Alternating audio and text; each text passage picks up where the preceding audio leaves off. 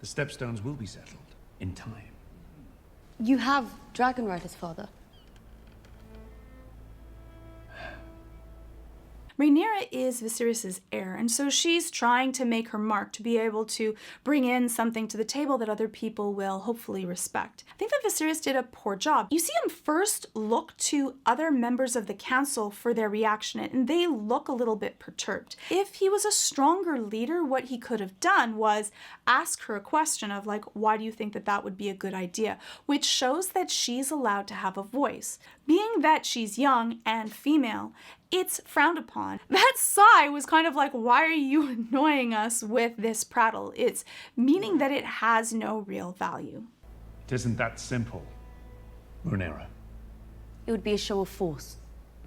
At least the princess has a plan. He's pretty much saying that you don't really understand the complexities of things that are at hand. Instead, what he could have done was explain the complexities at hand and actually have her try to engage in discourse so that she learns the ways of how council works, because that's why she's there. And with him being king, if he allowed her to have a voice, everyone else would have to fall into line, even if they didn't want to. Though that is if he's serious about having her as an heir. There's some better use for the princess's talents, Your Grace. Why don't you take the princess to see about the new King's Guard posting, Lord Commander? See that little hand twitch, that thing of, oh, you know what, I don't really know what to do in this position. It undermines the respect that she had, which wasn't that much in the first place in the council, that she's kind of shooed off like an annoying little tiny child. When the suggestion that she made wasn't horrible, it really was something that she thought up that is a viable idea of what to do since they do have dragons. It also undermines his ability to be a parent, and I think that a lot of the council members would probably look towards this and say, well, if he can't really parent his child, how is he going to be able to parent the realm? And so it also undermines himself. Tell me, how is Rhaenyra? Well, these days she doesn't say more than a few words to me. I think she might find it difficult to discuss personal matters. But you can tell that Viserys really does care. He wants to be able to make a connection with his daughter, which I think that that goes a long way, especially in these times when children were kind of accessories. They filled a role, but personal connections weren't really encouraged, because sometimes if you're too close to your child, you wouldn't be able to do the things that you might need to do, marry them off or send them out to war, which might end up getting them hurt.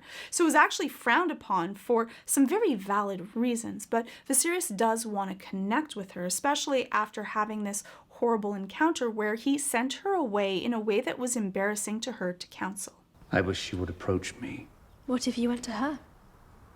There are times when I would rather face the Black Dread himself than mine own daughter of 15. I think that probably a lot of parents feel that way about their children, especially if they're teenagers, that is the most difficult encounter because they know everything about you. They know their weaknesses, and they're at the age where they're kind of cantankerous and pushing back and trying to make a name for themselves. But I love Alicent's advice of sometimes maybe you need to make the first move to be able to open the door, to show that you actually care and want to find out more about them.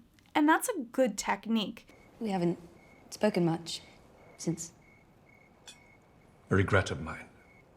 We should be free to speak our minds to one another. You can say whatever you'd like. You are the king. You can see him trying to connect. He doesn't really have the skill level of what should he say and when should he say it, but he's making a really good attempt. I love that he says we should be able to speak freely with each other. He wants to be able to open up those walls of communication so that she can share what are her hopes and fears. But the problem is that be careful what you ask for, because if you say, I would love for you to speak your mind, but the first time that someone speaks their mind, you shut them down, then they're not going to do it again the next time. You have to be open to receive it without a strong reaction or without one that kind of makes people feel like they're invalidated. I loved your mother very much. Personal disclosure is a really great tool. When you open yourself up with something that makes you feel vulnerable or has a lot of emotional content, it allows others to feel comfortable to do the same thing, because it's like that sacred kind of intimate space that we're both sharing something that's deep with us. And so that's his way, his olive branch, to be able to say, this was hard for me and I didn't really get the chance to talk to you about it. So I'm trying to let you know now. As did I. But Rhaenyra doesn't give a lot of emotional content. You can see that her walls are still up. You can think about what the reasons are. One is that she wants to show that she can be a strong enough heir, and especially about her being a young girl, she doesn't want to show that she's too emotional and may not be able to handle the job. So Harold provided a fine field of tawny knights. Oh? But in questioning them, I discovered that Sir Criston was the only man among them with true battle experience. Now, whenever someone's sharing a story with you, you want to think inside of your head, why are they sharing it? Not what are they sharing, but why? And in this case, why do you think Rhaenyra is sharing this story about how she chose through all of those different knights? She's trying to say, wow, aren't I intelligent? Look at what I was able to figure out. I got you a really good knight. So what is she hoping that her father is going to say? It's that, wow, that was really smart or shrewd, or you figured something out that other people didn't.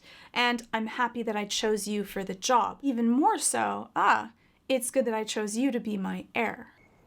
You will make a fine knight of the King's Guard. But what does he do instead? He demoted her. She's his heir. And then he's like, oh, you'll make a fine knight of the King's Guard. It's not the position that she was really hoping for. And you can always tell if someone's happy or not happy with your response by their body language. If someone's really happy and excited about it, they kind of move forward. She loses her smile.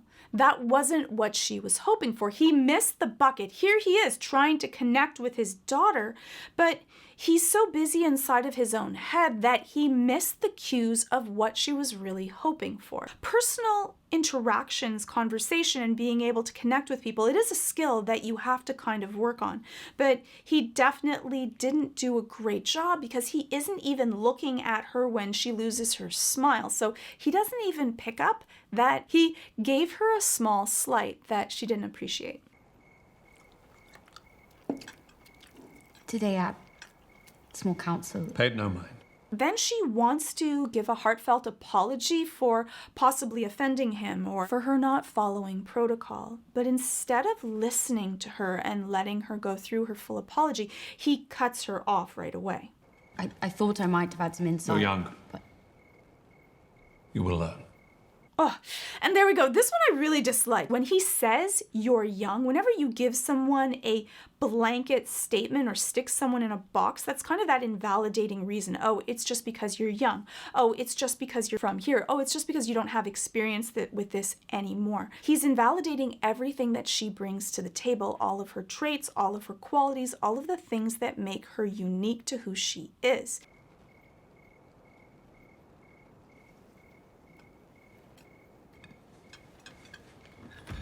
And there we go. He did a great job at the beginning of opening up and breaking down these walls, only to completely shut her down. And you can tell that because she looks away, pushes herself back, and that little nod of no is like, you know what? There's no use in even talking about this because nothing's going to come of it. Part of the reason is that he's just misreading all of her cues and not paying attention to the things that she actually wants and hopes for from her father. Your Grace. But he has another chance. She has just gathered the dragon egg. You disobeyed me, and you acted without the crown's leave. I love his angry face because it's kind of angry, but it isn't really angry. Like, he's the kind of angry that no one's really going to be scared of, which is probably not a great role for a king, but it's kind of cute. He's doing his best to try to keep her in line. You are my only heir. You could have been killed. And you can feel the pain in that because it's true. Like, he's just lost his wife, his son, and doesn't want to lose his daughter as well. I think that in this moment, it wasn't really the king that was upset. It was Viserys as a dad. May I sit?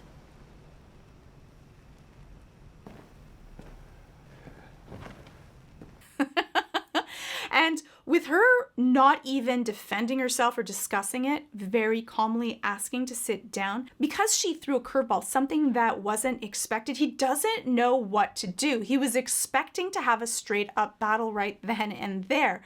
But even her reaction was so poised and controlled that it kind of disarmed him, where he walks back and you see him shaking his head like, I don't even know what I'm going to do with her. You went to Dragonstone. And retrieve the egg without bloodshed. A feat I'm not sure Sir Otto could have accomplished alone. Yes. Well, And I love that because he's upset at her. She disobeyed orders. She did something she shouldn't. It was really dangerous. But you can also see that he's a little proud and that she was right. She did the right thing. And so that puts you in a really bad position where someone does something wrong. They should be admonished for that. There still has to be boundaries and consequences in a home, especially in a royal home. But she also acted bravely, and he's proud of her being able to do this and do it in front of all of the other knights. So it's a really hard thing of how do you make sure that you're going to deal with all of those boundaries and consequences, but also let your child know that you're proud of them for being able to accomplish what they set out to accomplish. I sometimes forget how alike you both were. And there we have it. I love that he shares the different ways that she's like the mother that she just lost, because this is something that they both share. And so him letting her know that makes her feel kind of good and proud that her spirit still lives on with her. But it also probably encourages this trait, which, because it's kind of a dangerous oppositional trait, he probably should be a little bit more careful of how much he's proud of her for doing it, because she'll end up doing it more. And then her reasoning is going to be, well, I'm just like Mom. What can I do? Your mother's absence is a wound that will never heal. So he goes back to that conversation that actually opened her up before. That one worked. So he's trying it again. And also Rhaenyra reminding him of his late wife also probably is really painful and really beautiful for him at the same time. Being able to share an experience, especially a strong emotional one, is really bonding for us as humans, especially ones where we've dealt with trauma. And in this case, he's trying to be there to be able to support her, even though he wasn't when she really, truly needed it. Without her, the Red Keeper's lost a warmth, and I dare say it will never recover. It pleases me to hear you say this. You can see that she still speaks with her guard up with her father. It's very formal still. And also she's mirrored the behavior of everyone else around him, that this is the proper decorum of how you speak to a king. He's hoping that she'll let her guard down, but whenever she does, he's been shutting her out. To know that I'm not alone in my grief. I wish I had known better what to say to you in the aftermath. I struggled to realize that my daughter had so quickly become a woman grown.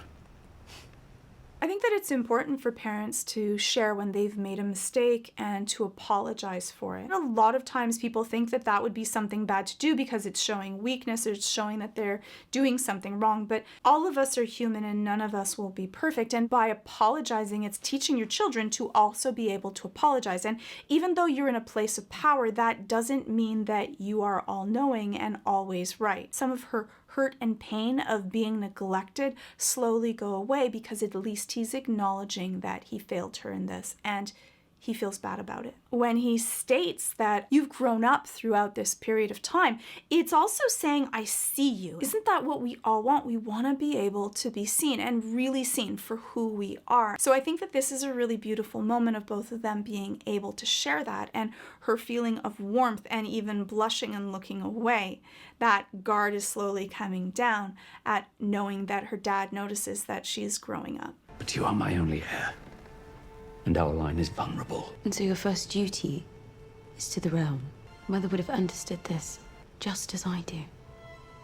By him being able to share all of the levels of things that are going on, it allowed her into his world where she was able to feel like she's a part of it. Now she wasn't shoved away like she was from council when she spoke up. She's now a part of that plan. And because she feels a part of the plan, it's so much easier for her to accept that he's going to take on a new wife, have other children. And with that acknowledgement of he doesn't want to take away her being the heir, that his plan is to keep her as heir anyways, which makes her feel relieved even if it may not be really true. By letting her in, he does a really good job of making them together a unit that if he had just gone ahead and gotten married without even giving her a heads up, she would have felt sideswiped, that he was doing this against her and been even more hurt. I have decided to take a new wife. I intend to marry